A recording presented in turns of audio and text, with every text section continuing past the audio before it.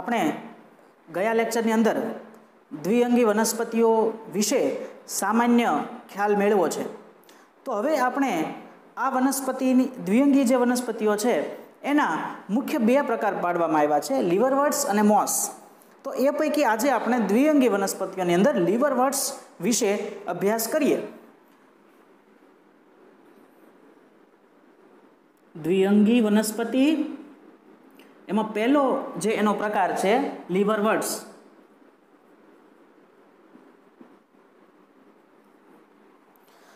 સ્વરૂપના આધારે દ્વિઅંગીઓના આ પ્રકારો પાડવામાં આવ્યા છે. લીવરવર્ટ્સની જો વાત કરવામાં આવે તો તેઓના સ્ટ્રક્ચર અથવા તો તેઓનું બંધારણ આપણે અગાઉ પણ જે વાત કરી છે તે પ્રમાણે આદિ પ્રકારનું છે, પ્રિમિટિવ પ્રકારનું છે, એટલે કે સાદું સુકાય છે, ખૂબ જ સાદી રચના ધરાવતું. તો સાદી રચના એટલે કેવી? તો આ વનસ્પતિઓ જે છે એની રચના પ્રાથમિક પ્રકારની એટલા માટે કહેવાય છે કારણ કે મોટે ભાગે તેની અંદર કોઈ અંગ જેવી રચના જોવા નથી મળતી. પૃષ્ઠવક્ષીય એટલે કે પૃષ્ઠવક્ષીય ચપટી રચના છે. નાનકડા પર્ણ જેવી રચના છે એ જોવા મળે છે. અને આ જે રચના છે કે જે પૃષ્ઠવક્ષીય ચપટી છે એ વક્ષ બાજુએ એટલે કે નીચેની બાજુએ એક કોષીય મૂલાંગો ધરાવતી હોય છે. મૂલાંગો ધરાવે. મૂલાંગો કેવા છે? તો કે મૂલાંગો એક કોષીય અને અશાખિત એવા મૂલાંગો છે. અહીંયા આપણે મૂલાંગો શબ્દ વાપરીએ છીએ. મૂળનું કાર્ય તે કરે છે પણ તેની રચના મૂળ જેવી નથી. મૂળની રચનામાં તેની અંદર પાણીના વહન માટે, ખોરાકના વહન માટે વાહક પેશીઓની હાજરી જોવા મળે છે. અન્નવાહક અને જલવાહકની હાજરી હોય છે. જ્યારે અહીંયા માત્ર એક કોષીય અશાખિત રચના છે કે જે મૂળ જેવું કાર્ય કરે છે, એટલે કે સુકાયક, એની માટે આપણે થેલોઇડ શબ્દ વાપર્યો છે. તો આ થેલોઇડ સુકાયકને આધાર સાથે જકડી રાખે છે અને સાથે સાથે તેમાંથી શોષણ મેળવવાનું કાર્ય છે એ કરે છે. તો શોષણનું અને સ્થાપનનું કાર્ય છે એ મૂલાંગો કરે છે. મૂળનું કાર્ય કરે છે પણ તેની રચના એક્ઝેક્ટ મૂળ જેવી નથી. આ યાદ રાખજો. તો આવું સામાન્ય બંધારણ છે એ ધરાવે છે. નિવાસ સ્થાનની વાત કરીએ તો બધી જ દ્વિઅંગી ક્યાં જોવા મળે છે? તો આપણે અગાઉ એની વિશે વાત કરી છે કે ભેજવાળી જગ્યા, ખાસ કરીને ચોમાસા દરમિયાન વરસાદની સિઝન હોય એ દરમિયાન ખડકો, ભેજવાળું વાતાવરણ હોય એ દરમિયાન ખડકો સાથે, લાકડા સાથે, કોઈ મકાનની દિવાલ સાથે ત્યાં તે ઉગતી જોવા મળે છે. તો આવી ભેજવાળી જગ્યા જ્યાં જ્યાં જોવા મળે છે. ઉપરાંત નદી કિનારો, બારમાસી નદી હોય તો બારેમાસ જ્યાં નદી વહેતું હોય અથવા તો ડેમ સાઇટ હોય તો એની આજુબાજુ જ્યાં ભેજવાળું વાતાવરણ સતત રહેતું હોય ત્યાં પથ્થરોની સાથે અથવા ખડકોની સાથે ચોંટેલી અવસ્થામાં આ વનસ્પતિઓ છે એ જોવા મળે છે. છાયા ચાહક છે, છાયા પ્રિય છે. શા માટે? એ પણ આપણે આગળના લેક્ચરમાં વાત કરી છે કે સૂર્યપ્રકાશ છે એ સીધો તેની અંદર બાષ્પીભવનની પ્રક્રિયા પ્રેરી અને સુકાઈ જાય તો એની પાસે કોઈ વાહક પેશી નથી, જલવાહક જેવી કોઈ પેશી નથી કે તે પાણીનું વહન છે એ કરી શકે અથવા તો પાણીનું શોષણ બહુ સારી રીતે કરી શકે. એટલા માટે તે છાયાપ્રિય છે કે જ્યાં સીધો તડકો તેની ઉપર પડે નહીં. તો આ વાત આપણે અગાઉ થઈ ચૂકી છે, એની અંદર આપણે ડિટેલમાં નહીં જઈએ. આપણે લીવરવર્ટ્સની જે અંદર બે મુખ્ય ઉદાહરણો આવે છે, રિક્સિયા અને માર્કેન્શિયા.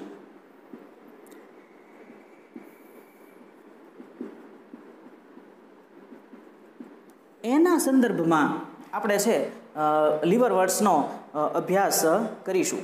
જો એની રચનાની વાત કરીએ તો રિક્સિયા જે છે તે દ્વિશાખી જોવા મળે છે. રિક્સિયા અને માર્કેન્શિયા બંને.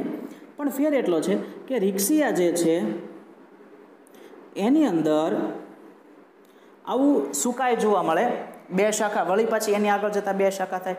વળી પાછી એની આગળ જતાં 2 શાખા થાય. તો આવી રીતે દ્વિશાખી રચના ધરાવતી હોય. હવે એમાં ઉત્પન્ન થતી જે નવી રચનાઓ છે એ જૂની રચનાઓની ઉપર જ ઉત્પન્ન થાય આવી રીતે.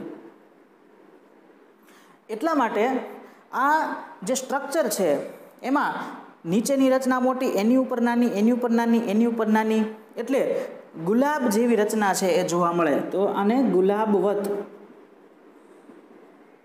રચના તરીકે પણ ઓળખવામાં આવે છે. જ્યારે માર્કેન્શિયાની વાત કરીએ તો તે એનું સ્ટ્રક્ચર છે એ પણ દ્વિશાખી છે, એટલે કે છેડો 2 ભાગમાં વિભાજિત થાય. આ છેડો વળી પાછો 2 ભાગમાં વિભાજિત થશે, પણ એ લાંબી છે, એટલે પટ્ટી આકારની રચના છે એ જોવા મળે છે. આ બંનેની વચ્ચેનો છે એ બેઝિક ડિફરન્સ છે. હવે પૃષ્ઠ અને વક્ષ. તો પૃષ્ઠ બાજુ કોને કહેવાય? તો જે બાજુ સીધા સૂર્યપ્રકાશના સંપર્કમાં આવે છે એ પૃષ્ઠ બાજુ છે, અને જે નીચે રહી જાય છે એ છે વક્ષ બાજુ. તો પૃષ્ઠ વક્ષ બાજુએ એમની રચનાની અંદર તફાવત છે એની વાત કરીએ. રિક્સિયાની વાત કરીએ તો રિક્સિયાની પૃષ્ઠ રચના અને વક્ષ રચના, એ જ રીતે માર્કેન્સિયાની પૃષ્ઠ રચના અને વક્ષ રચનાની વાત કરીએ તો પહેલાં આપણે પૃષ્ઠ રચના જોઈએ. પૃષ્ઠ રચનાની અંદર રિક્સિયામાં જે આ 2 લોબ ધરાવતો, એટલે કે 2 શાખા ધરાવતો એવો ભાગ છે, એમાં વચ્ચે મધ્ય ખાંચ જોવા મળે છે. આનું નામ છે મધ્ય ખાંચ. માર્કેન્શિયામાં પણ મધ્ય ખાંચ જોવા મળે છે.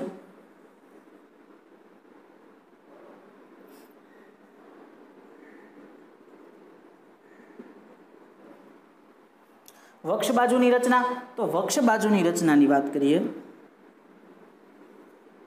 રિક્સિયામાં વક્ષ બાજુએ જે મધ્ય ખાંચ આવેલી છે, આ મધ્ય ખાંચની પાસે ઉપાંગો હોય છે.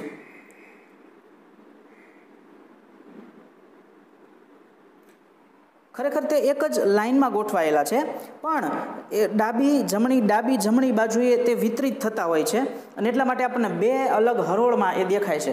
તો 2 હરોળમાં આવેલી આવી ઉપાંગીય રચના, જેને સ્કેલ તરીકે ઓળખવામાં આવે છે, સ્કેલ્સ, ભીંગડા જેવી નાની રચના છે એ આવેલી છે. ઉપરાંત વક્ષ બાજુએ એક કોષીય અશાખિત એવા મૂલાંગો ધરાવે છે. મૂલાંગો. સેમ પરિસ્થિતિ અહીંયા છે માર્કેન્શિયામાં, કે માર્કેન્શિયામાં પણ જો વક્ષ બાજુની વાત કરીએ તો અહીંયા પણ 2 હરોળમાં ગોઠવાયેલા સ્કેલ જોવા મળે છે, અને તે પણ વક્ષ બાજુએ મૂલાંગો ધરાવતી જોવા મળે છે. તો આવી રચના છે એ છે. ડિફરન્સ ક્યાં પડે છે? તો પૃષ્ઠ બાજુએ માર્કેન્શિયાની અંદર અલિંગી પ્રજનન કરવા માટે થઈ અને એક સ્પેશિયલ રચના, ખાસ રચના ઉત્પન્ન થાય છે. આ રચના જે છે મધ્ય ખાંચની આજુબાજુ ગોઠવાયેલી હોય છે, જેને કહેવામાં આવે છે કુડમલી પ્યાલી.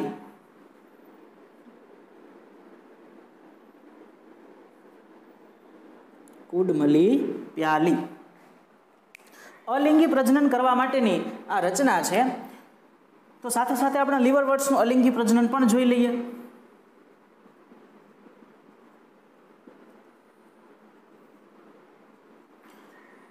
બધી જ વનસ્પતિઓ છે અવખંડન દ્વારા તો અલિંગી પ્રજનન કરે જ છે,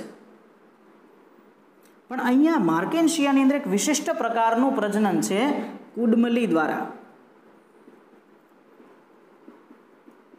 કુડમલી દ્વારા.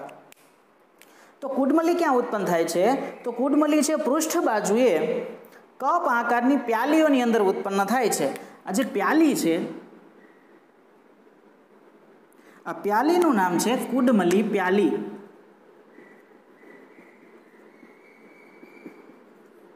અથવા તો ગેમાકપ. ગેમાકપ. હવે આ પ્યાલીની અંદર નાની નાની કોષોના ઝુમખા સ્વરૂપે દાણાદાર રચના જોવા મળે છે કે જેને કુડમલી તરીકે ઓળખવામાં આવે છે. જો આનો છેદ લેવામાં આવે તો આનો ઊભો છેદ લઈએ અને જોઈએ તો આ કુડમલી પ્યાલી અને એની અંદર ગોઠવાયેલી આધારક કોષની સાથે ગોઠવાયેલી નાની નાની દાણાદાર રચના જોવા મળે છે. આ જે એક એક દાણાદાર રચના જે આવી આ બધાને કહેવાય કુડમલી. આ કુડમલી છે એ અન્ય જગ્યાએ જઈ સ્થાપિત થઈ, એટલે કે મુખ્ય વનસ્પતિથી છૂટી પડી અન્ય જગ્યાએ આધાર સાથે સ્થાપિત થઈ અને એમાંથી નવું સુકાઈનું નિર્માણ કરી શકે. તો આ અલિંગી પ્રજનન માટેની કુડમલી પદ્ધતિ દ્વારા દ્વિઅંગી વનસ્પતિઓ છે એમાં ખાસ કરીને માર્કેન્શિયા છે એ પ્રજનન દર્શાવતી હોય છે. લિંગી પ્રજનનની વાત કરીએ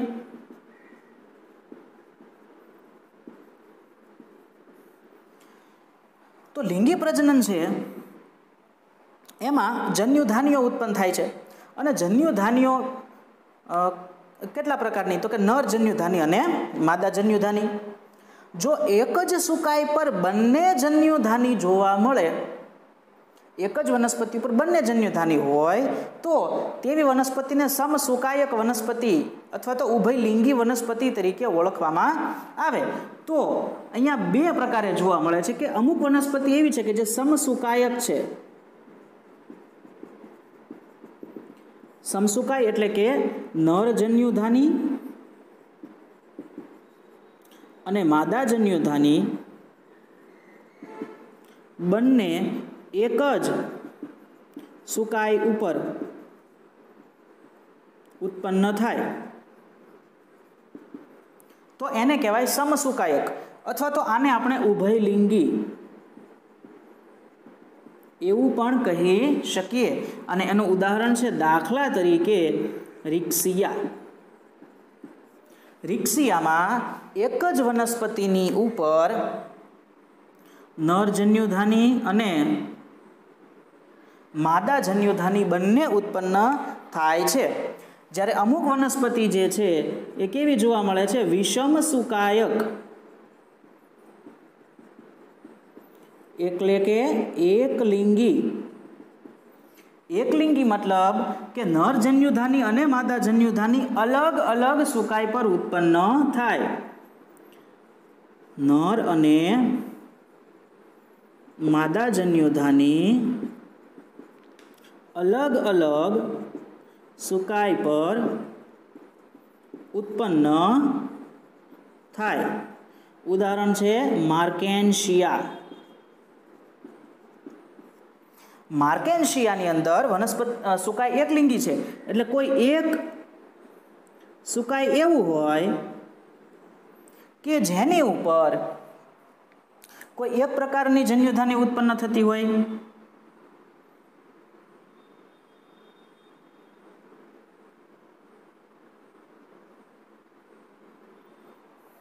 અને બીજું સુકાઈ છે એની ઉપર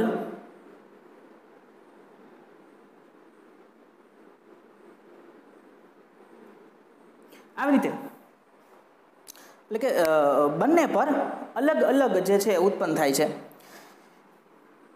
અમુક સુકાઈ માર્કેન્શિયાના એવા છે કે એની અંદર આવી એક દંડ જેવી રચના હોય અને એની ઉપર એક ડિસ્ક હોય. ડિસ્કમાંથી 9 અલગ અલગ પાર્ટ્સ, લોબ વાળી પાંખડી વાળી રચના, પાંખડી જેવી રચના છે ઉત્પન્ન થાય છે કે જેની નીચેના ભાગમાં, આની નીચેના ભાગમાં આ કોઈ એક પાંખડીની આપણે વાત કરતા હોઈએ, એ પાંખડી અથવા તો લોબ, તો એની નીચે જન્યુધાનીઓ જોવા મળે. અહીંયા આ જે કોમ્પેક્ટ એટલે કે નજીક નજીક હોય એવા ખંડોવાળી રચના છે એ નર જન્યુધાની છે. નર. આ સુકાઈ કેવું થયું? નર સુકાઈ થયું. એની માટે આપણે સિમ્બોલ વાપરીએ છીએ આ. તો નર સુકાઈ પર જે જન્યુધાની ધર એની ઉપર લોબ ઉત્પન્ન થાય છે, પાંખડીઓ જેવી રચના ઉત્પન્ન થાય, એની નીચે નર જન્યુધાની ઉત્પન્ન થાય અને આ નર જન્યુધાનીમાંથી નર જન્યુ છે એ મુક્ત થાય. નર જન્યુ કેવા હોય? તો કે કશાવાળા, દ્વિકશાધારી. કશા છે એટલે તેને શું કરવું પડશે? તરીને માદાજન્યુ સુધી પહોંચવું પડશે, પણ આ તરવા માટે થઈ એને પાણીના માધ્યમની જરૂર રહે. એટલા માટે દ્વિલિંગી વનસ્પતિઓ છે એ જમીન પર ભલે, ખડકો પર ભલે રહેતી, દિવાલ પર ભલે રહેતી, ભીના લાકડા ઉપર ભલે રહેતી, ભેજવાળી જગ્યાએ જમીન પર, પણ તેને લિંગી પ્રજનન કરવું હોય તો પાણીની આવશ્યકતા એને છે. એટલા માટે બધી જ દ્વિલિંગી વનસ્પતિને આપણે કેવી કીધી છે કે વનસ્પતિઓમાં ઉભયલિંગી તરીકે ઉભયજીવી તરીકે ઓળખાય છે. જમીન પર અને પાણી પર બંનેની એને જરૂરિયાત રહે છે. તો હવે નરજન્યુ ઉત્પન્ન થાય. સેમ સામેની બાજુ અહીંયા છૂટા છૂટા આ માદાજન્યુ અથવા તો આ માદા સુકાઈની વાત છે. માદા સુકાઈમાંથી એક દંડ જેવી રચના ઉત્પન્ન થાય. તેની ઉપર ઉત્પન્ન થતી જે રચના છે એ વધારે લાંબી રચના છે અને તેની ઉપર તેમાં નીચે માદાજન્યુધાની જોવા મળે. અને આ માદાજન્યુધાની છે એ માદાજન્યુ ધરાવતી હોય. માદાજન્યુ કેવો છે? અચલિત છે, પોતે એક જગ્યાએથી બીજી જગ્યાએ જઈ શકે તેમ નથી.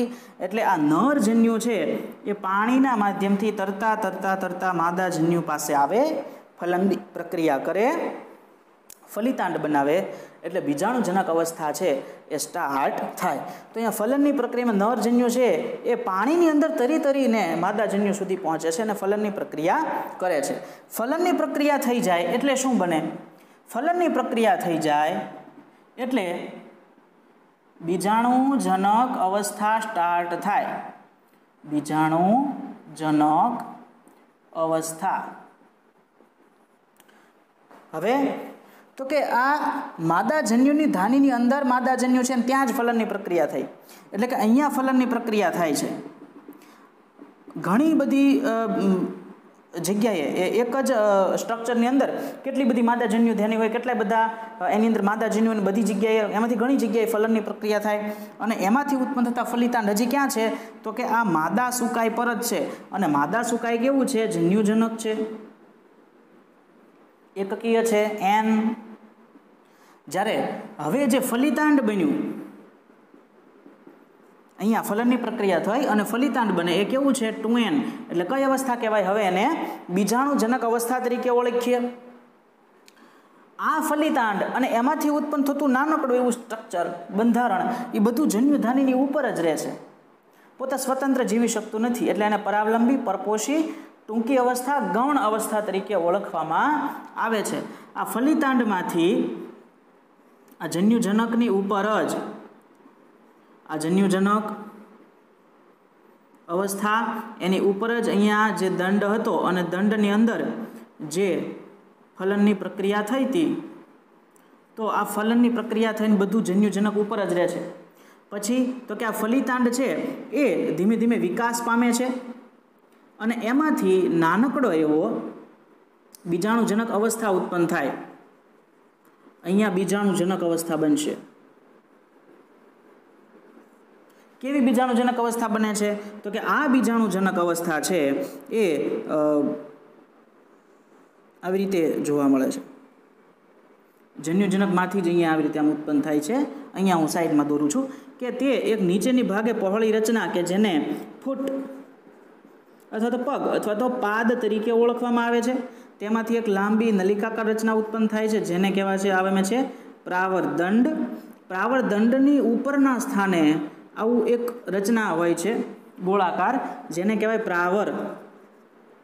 અને આ પ્રાવરમાં હવે આ આખી રચના બીજાણુજનક અવસ્થા છે કેવી છે? 2n છે.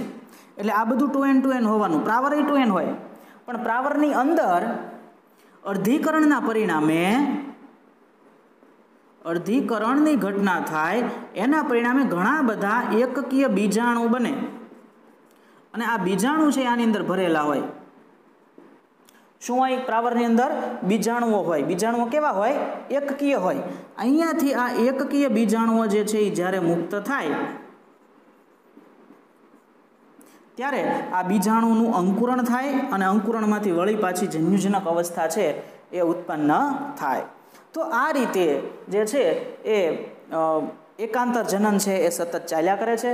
વળી પાછું જન્યુજનક બને, જન્યુજનકની ઉપર જન્યુધાનીઓ ઉત્પન્ન થાય, આ જન્યુધાનીમાં જન્યુ ઉત્પન્ન થાય, જન્યુ વચ્ચે ફલનની પ્રક્રિયા થાય, બીજાણુજનક અવસ્થા બને, એમાં અર્ધીકરણ થઈને બીજાણુ ઉત્પન્ન થાય, વળી આ બીજાણુઓ પાછા ડિસ્પર્સ થઈ અને એ ઉગે અને એમાંથી અંકુરણ પામી અને જન્યુજનક અવસ્થા વળી પાછી ઉત્પન્ન થાય. તો આ રીતે અલ્ટરનેશન ઓફ જનરેશન, એકાંતર જનનની પ્રક્રિયા છે એ દ્વિઅંગી વનસ્પતિઓમાં ખાસ કરીને ચાલ્યા કરે. તો આ મુખ્ય યાદ રાખવા જેવી બાબત કઈ છે?